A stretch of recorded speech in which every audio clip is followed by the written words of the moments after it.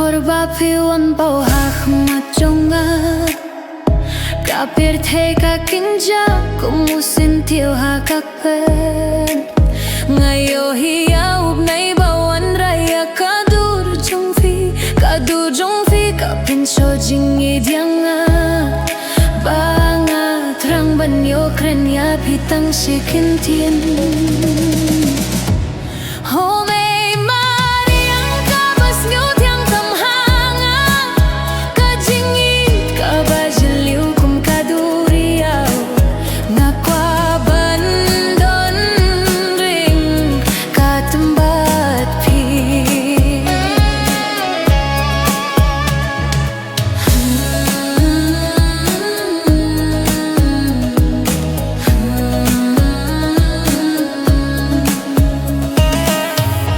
Shangangan dupyapi Habdang kajing jinjar bat kajing skabangin ya sharing katat nga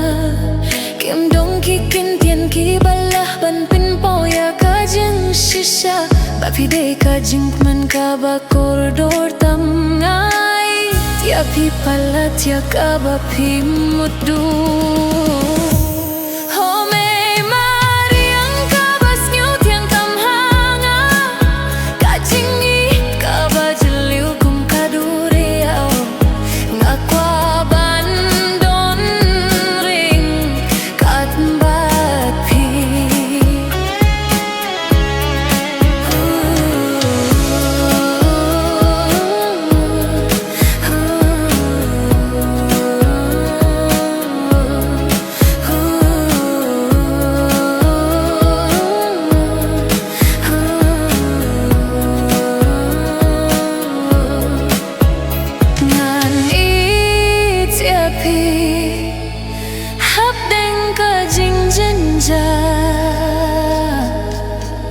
Jing